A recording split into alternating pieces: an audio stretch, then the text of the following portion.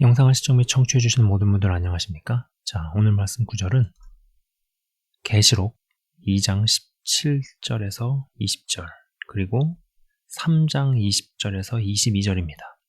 조금 길긴 하지만은 제가 읽어보도록 하겠습니다.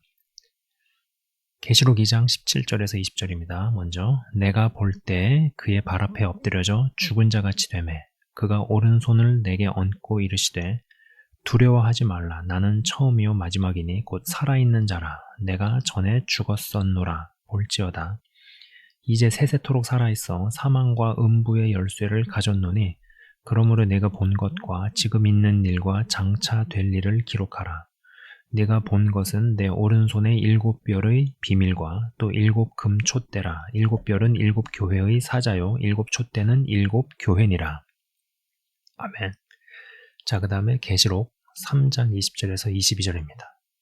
볼지어다 내가 문 밖에 서서 두드리노니 누구든지 내 음성을 듣고 문을 열면 내가 그에게로 들어가 그와 더불어 먹고 그는 나와 더불어 먹으리라.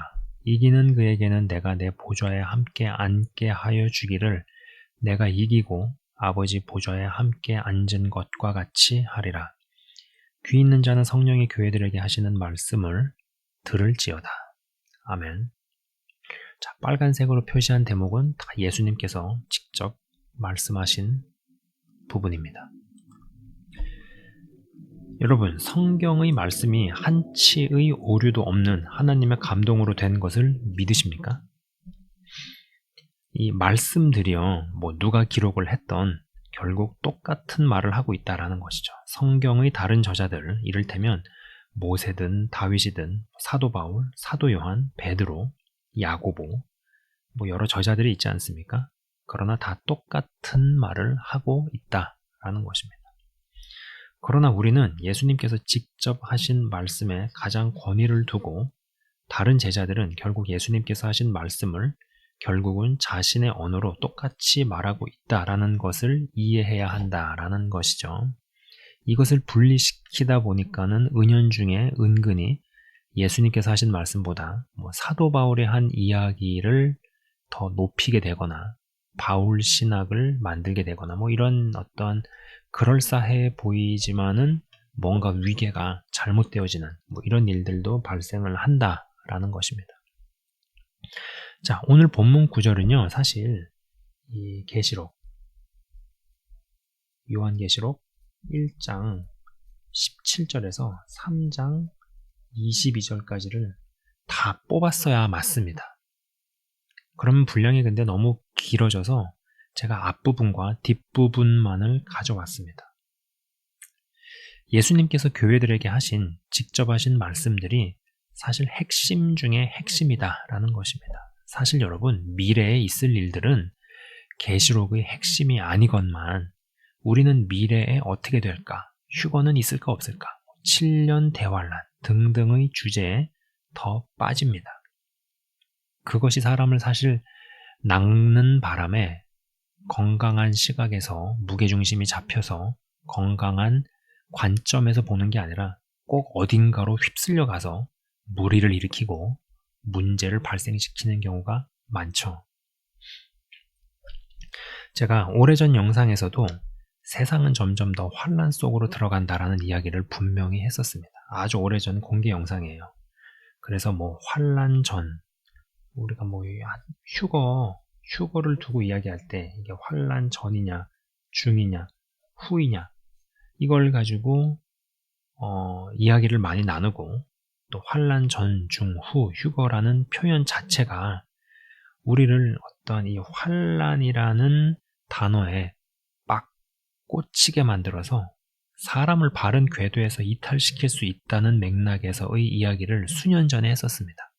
그래서 환란 전, 중, 후 이거를 따지는 게 아니라 어차피 세상은 환란 속으로 들어간다. 편리해지지만은 편안해지지 않는 시대로 들어간다. 당연히 그럴 수밖에 없죠. 예수님께서 그래도 5년 전보다 지금이, 엊그제보다는 오늘이 더 가까이 이 땅에 오시고 계시기 때문에 재림의 시기가 점점 다가오고 있기 때문에 그러면 그럴수록 세상은 환란 속으로, 어둠 속으로 들어가는 것이 맞다라는 것입니다. 근데 이 환란 전후거, 중후거, 후휴거라는 거는 이 환란이라는 단어 그리고 휴거라는 단어에 꽂히게 만든다라는 것이죠. 그래서 어떤 특정 사안에 확 경도되고 쏠리게 만들어서 정말 큰 그림, 정말 건강하게 유지해야 되는 시각에서 이탈시킨다라는 것입니다. 여러분, 시간이 갈수록 세상은 악해질 수밖에 없고요. 언제가 되었든 계시록에 기록되어 있는 두루마리 붙인 재앙, 두루마리 봉인 재앙, 대접 재앙들은 일어납니다. 어떤 이들은 이미 어디서부터 어디까지는 성취가 되었고 어떤 것은 아직 성취가 안 되었고 등등의 해석을 하는데, 한 가지 분명한 것은요, 그 누구도 정확히 모른다라는 것입니다. 어떤 일이 벌어진 뒤에 말씀을 기반으로 이런저런 해석은 갖다 붙이기 나름이라는 것이죠. 여러분, 그래서 어떤 그런 요한계시록을 다루는 특별히 이제 어떤 그런 인봉재앙이라든지 대접재앙들에 대해서 이야기하는 부분, 청색말이 있고 흰색 말을 타고 그러면서 이거는 어때에 해당이 되고 어떤 사건에 해당이 되고 이런 해석을 하는 경우들이 있습니다. 들어볼 만한 이야기도 있고 해요. 근데 중요한 건 뭐냐면은 일단 무슨 일이 벌어지고 나면은 그 벌어진 일에 대해서 이런저런 해석은 사실 어떤 면에서는 갖다 붙이기 나름입니다. 그동안 요한계시록에서 두루마리 봉인 재앙들 플러스 대접 재앙들 플러스 주의 재림 등등의 마음 중심이 확 쏠려서 믿는다 하지만 건강하지 않은 구조로 치닫는 바람에 생기고 터진 사건 사고들이 여러분 얼마나 많았습니까? 얼마나 많았어요. 지금 영상을 찍는 지금 이 시간에요, 당장 생각이 나고 기억나고 이메일 문의를 받았던 것들이 진짜 많았습니다. 무슨 천안의 무슨 권사라는 분, 그 다음에 홍해선이라는 사람, 또 뭐가 있습니까? 휴거, 어떤 건강하지 않은 시한부 종말론, 그리고 마지막 때에 대한 증거 중에서 가장 분명한 증거는 복음 전파율인데, 전 세계의 세계 복음화율인데, 그건 건너뛰고 현상과 어떠한 간접 조건들만 이야기함으로써 사람들에게 불안 심리를 심어주고, 그래서 사람들을 결국은 어디로 이동시키고 어디 아르헨티나 어디가 성질한 별의별 것들이 좀 다 많았어요. 여기에 해당하는 사람들이 어떠한 신앙적 열심이 대단했으나 바른 지식을 따랐다고 보기는 어렵고, 그리고 대부분의 경우 여러분, 제가 지금 하고 있는 시리즈가 작은 것에서 점점 큰 것이잖아요. 이 작은 것에 해당하는 것이 과연 무엇일까요? 예수님께서 직접 하신 말씀들을 대충 건너뛰고 환란과 재림과 휴거, 천년 왕국에만 관심을 왜 두게 되느냐라는 것입니다. 앞으로 여러분 요한계시록을 읽으실 때 계시록 1장 17절과 3장 22절을 중점적으로 읽으시기를 권면을 드립니다. 이게 가장 중요한 부분이에요. 가장 핵심이고 가장 근간에 해당합니다. 근데 인간이 연약해서 자꾸 미래에 있을 일을 알고 싶어 해요. 그 일이 언제 어떻게 벌어질지 모르는데. 이러다 보니까는 믿음이 어느 정도 있다고 하는 분들이 떡밥을 물더라라는 것입니다. 낙시 미끼에 걸려서 휴거만을 외치고 건강하지 않은 종말론에 치닫게 돼서 무리를 일으킨다라는 것입니다. 여러분, 세상은 앞으로 더욱 악해질 겁니다. 더 혼란스러워지겠죠. 난리와 난리, 소문을 듣게 되겠죠. 주님 다시 오실 날은 더욱 가까워집니다. 계시록에 기록된 재앙과 재림, 적그리스도, 등장, 천년왕국 등등은 언제가 돼도 반드시 성취가 될 거예요. 그죠? 성취가 될 겁니다. 그러나 그 전에 가장 핵심은 예수님께서 7교회들에게 하시는 말씀들이라는 것입니다. 제가 이전 방송에서 그 얘기를 했어요. 다윗을 선지자로 인식하는 것이 핵심이라고 말씀을 드렸습니다. 오순절 사건 때의 핵심은 사도 베드로의 설교라고 말씀을 드렸습니다. 계시록에서는요, 예수님께서 교회들에게 하시는 말씀이 핵심입니다. 미래에 어떤 일이 됐다 안 됐다, 뭐 미래에 무슨 일이 있다, 언제 뭐 누가 휴거가 되냐 안 되냐, 이런 것들을 저는 부정하지 않아요. 그러나 정말 핵심에 내가 뿌리를 내리고 있느냐, 여기서부터 봐야 한다라는 것이죠. 그리고 아까도 말씀드렸습니다. 휴거 관련해서, 그리고 뭐 미래에 있을 일 관련해서, 인봉재앙, 대접재앙, 그리고 뭐 이제 뭐 전쟁 관련해서 굉장히 많은 무리를 일으키는 일들이 많았습니다. 저도 이 채널을 이렇게 사역을 해오면서, 채널을 진행하면서 그런 거 관련해가지고 받은 이메일들이 굉장히 많았어요. 그러면서 뭐 이제 결국은 여기가 하나님께서 꼽아 놓으신 성지다, 사람들 데리고 뭐 아르헨티나로 땅을 사러 간다든지, 뭐 별의별 사건 사고들이 있었죠. 여러분, 정말 작은 것, 가장 중요한 기초, 핵심에 제대로 정립이 되어지면은 다윗을 다른 직업군들의 사람으로, 그리고 오순절 사건 때 성령의 역사와 방언을, 또 계시록에서의 환란, 심판, 재림 등의 이슈들을, 이 모든 이슈들을 접해도 끝까지 궤도를 이탈하지 않고 자신의 신앙을 건강하게 유지할 수 있을 것입니다. 다윗을 선지자로 본다라는 확실한 그 근간 위에서 다른 직업군에 관련된 기록들과 그에 해당하는 성경의 이야기, 스토리 구절들을 소화하게 되고요.